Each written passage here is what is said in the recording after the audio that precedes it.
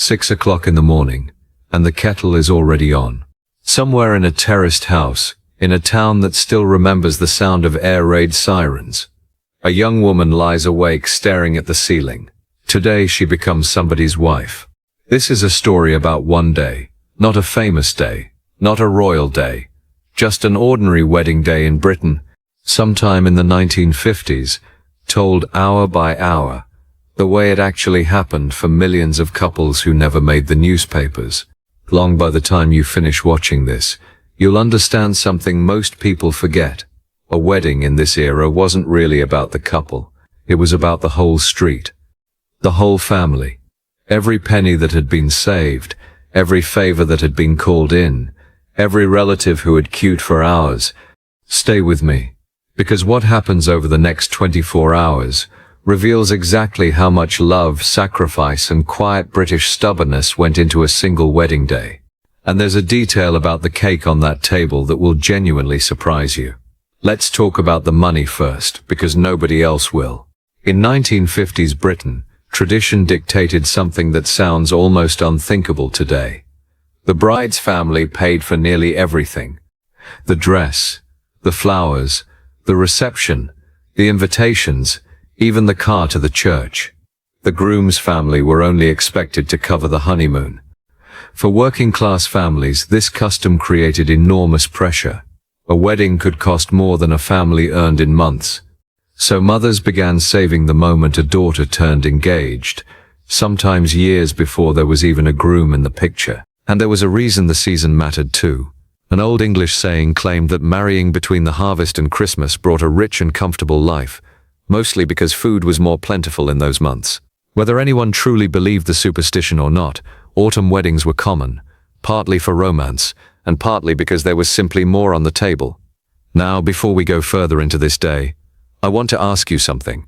If you're watching this and any of it echoes a wedding in your own family, your mother's, your grandmother's, tell me in the comments what you remember.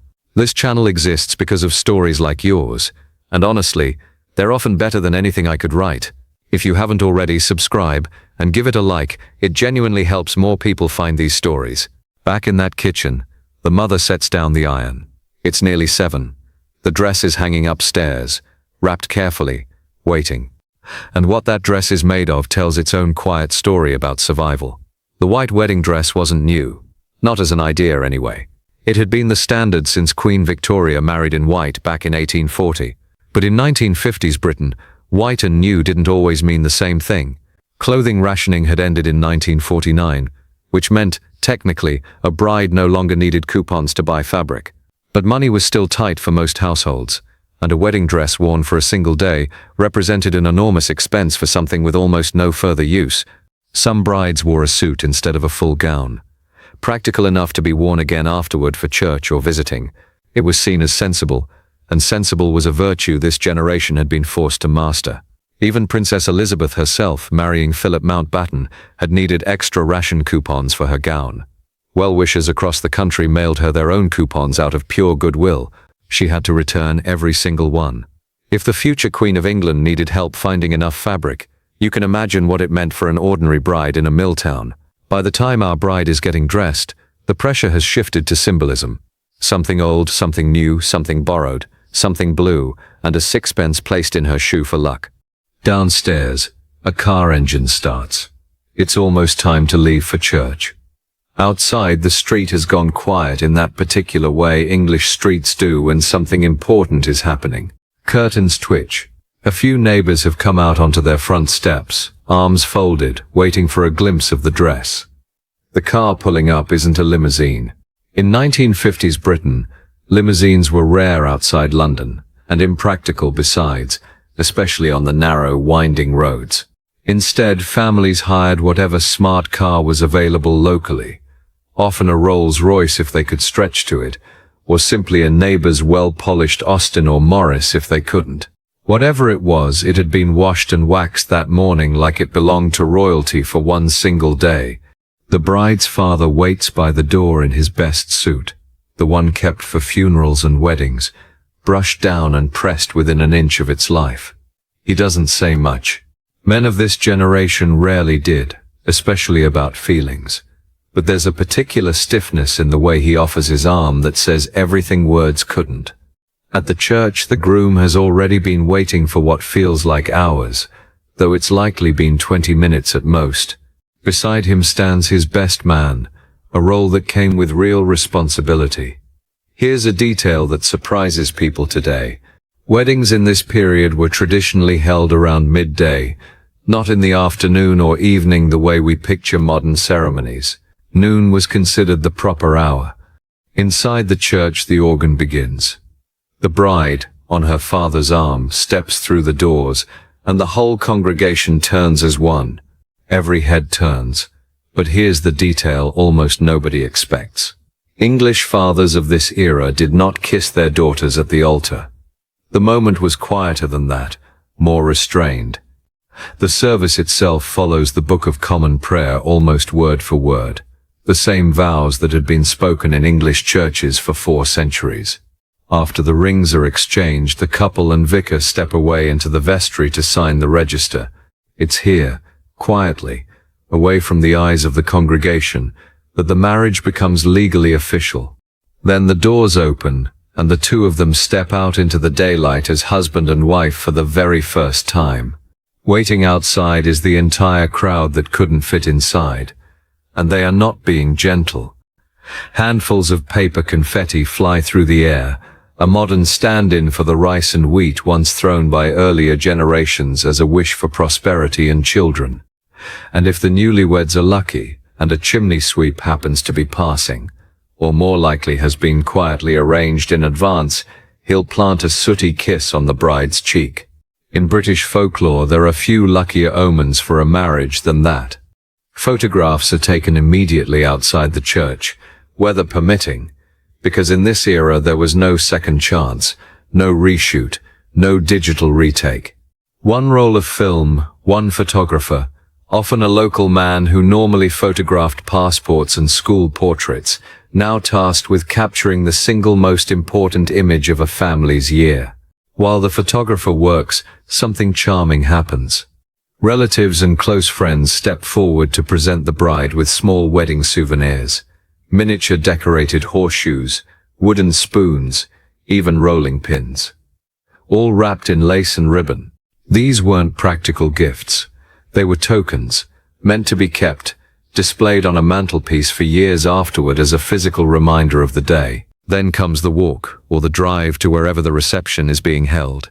In smaller towns, this might be the church hall itself, just a short distance away. In others, it could be a rented room above a pub, a working men's club, or if the family had done particularly well for themselves, a proper hotel function room. Whatever the venue, it had usually been decorated the night before by mothers, aunts, and sisters working late with paper streamers, fresh flowers, and white tablecloths borrowed from 3 different households. Longer scheme tended towards soft pastels. Pale pink, mint green, pale blue, nothing garish. This was a generation raised to believe that elegance meant restraint, not spectacle. As the wedding party arrives, there's a particular kind of noise in the air. Laughter, chatter, the clink of glasses being set out, children weaving between the legs of adults who are trying very hard to look composed. For many of these guests, this will be the best meal they've eaten in months. Rationing on items like sugar, meat, and sweets hadn't fully ended for everyone at this point in the decade. And a proper sit-down meal, with all the trimmings, was still something close to an event in itself. The bride takes her seat at what's called the top table, her new husband beside her, both sets of parents interspersed along the row, a seating arrangement meant to visually represent 2 families becoming one. Now the meal itself. This is where the real effort of the day quietly reveals itself, because feeding a room full of guests a proper 3-course meal in the 1950s took serious planning and saving. Long? The starter was almost always something light. A clear soup, a consommé, or a simple broth, properly served in the good china that had likely been borrowed from 3 different aunts for the occasion. The main course was the real centerpiece. Roast meat, usually beef, lamb, or chicken, served with all the trimmings, roast potatoes, Yorkshire pudding, seasonal vegetables, and a rich gravy poured generously over everything. For many families, meat in this quantity represented months of careful budgeting. Some had been putting aside coupons for weeks in advance, quietly stockpiling in a way that would seem unimaginable now. And then, once the plates are cleared, the moment everyone has secretly been waiting for arrives. The cake is wheeled out. From a distance it looks magnificent. 2, sometimes 3 tiers, smooth white icing. But here's the detail that genuinely surprises people. That cake isn't always what it appears to be. During the years when sugar was still tightly controlled, only the bottom tier was genuine cake. The tiers above were often elaborately decorated cardboard. Long by the middle of the decade, as sugar rationing ended, real multi-tiered cakes became more common, finished with hand-piped royal icing in the Lambeth style, a technique involving layer upon layer of intricate work. There was one more tradition. The top tier was rarely eaten on the wedding day itself. Instead, it was carefully wrapped and saved for the christening of the couple's first child. The bride and groom cut the cake together, her hand resting over his on the knife, a gesture meant to symbolize a shared future, shared decisions, shared responsibility from this moment forward. Once the cake has been cut, the room quiets down for the speeches. And this is where the day takes on a different kind of emotional weight entirely. The father of the bride speaks first, and for many men of this generation, raised not to show much sentiment in public, this was often the hardest few minutes of the entire day. He would typically thank the guests for coming, thank his wife for organizing what felt like a military operation over the preceding months, and then, somewhat awkwardly, welcome his new son-in-law into the family. It rarely lasted more than a few minutes. Long speeches weren't the style. Sincerity mattered more than eloquence. The groom spoke next, usually thanking his new wife's parents for, as the traditional phrasing went, giving him their daughter, and then thanking his own parents, then turning to his best man with a look that was equal parts gratitude and mild dread, because everyone in the room knew what was coming. The best man's speech was, and largely still is, the one moment of the day where a little gentle embarrassment was not just tolerated but expected. Toasts were raised with whatever was available. Sherry for many households, though families with a bit more money might stretch to champagne, imported and expensive, reserved for exactly this kind of occasion. Glasses were rarely fine crystal. More often they were the good glasses, kept in a cabinet and brought out perhaps twice a year, for a wedding or a christening. And then, as the speeches wind down and the tables are gradually cleared to one side, someone reaches for a record, or in grander venues, a small hired band takes up their instruments in the corner of the room. The formal part of the day is ending. The celebration is about to properly begin. The band strikes up, or the needle drops onto a record chosen weeks earlier, and the newlyweds step onto the floor for their first dance as husband and wife.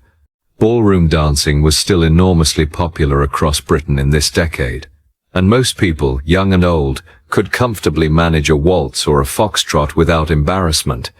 This wasn't a specialist skill reserved for a lucky few. It was simply how people of this generation had grown up socializing, at local dance halls, church socials, and youth club evenings.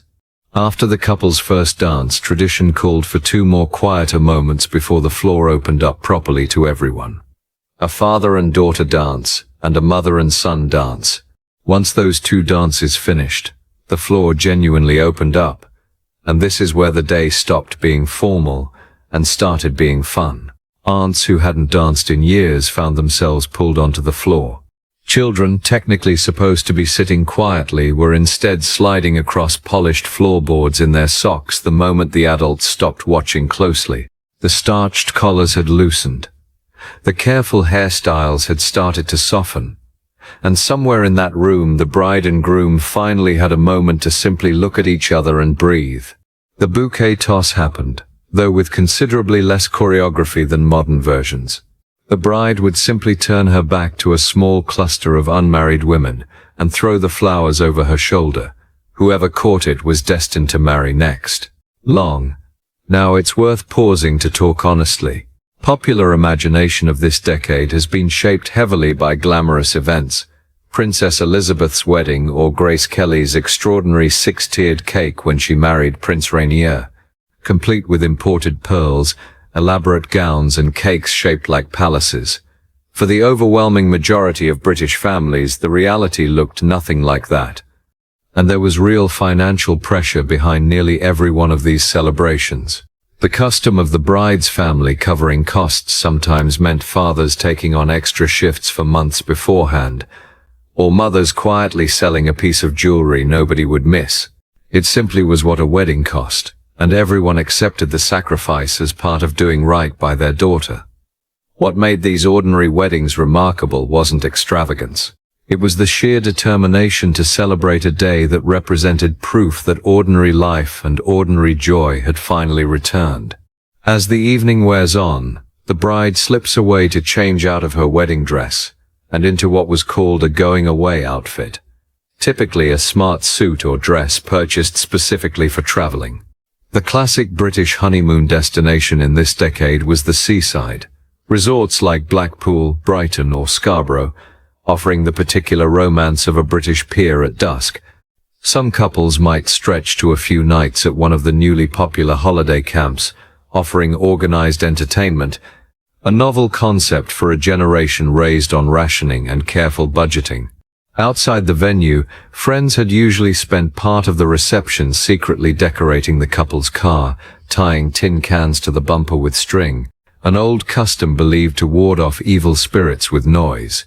As the newlyweds finally made their escape, guests spilled out into the street to wave them off, throwing a final handful of confetti as the car rattled away, cans clattering behind it. Back inside, the party would continue for those who remained, the band playing on, tables being pushed back for one last round of dancing, aunts and uncles finally letting their hair down completely. A wedding in 1950s Britain wasn't simply a private celebration between two people. It was a community event, built collectively out of borrowed dresses, pooled ration coupons, and favors called in from butchers and bakers. Every guest in that room had contributed to making the day possible. And that mattered enormously, because this generation had come of age during a war. A wedding in this context wasn't just a personal milestone. It was quiet proof that ordinary life, courtship, marriage, and a home of one's own had genuinely returned. These stories matter, and they deserve to be remembered properly. If this video brought back a memory or taught you something new, give it a like and subscribe. Thank you for spending this time with us. We'll see you in the next one.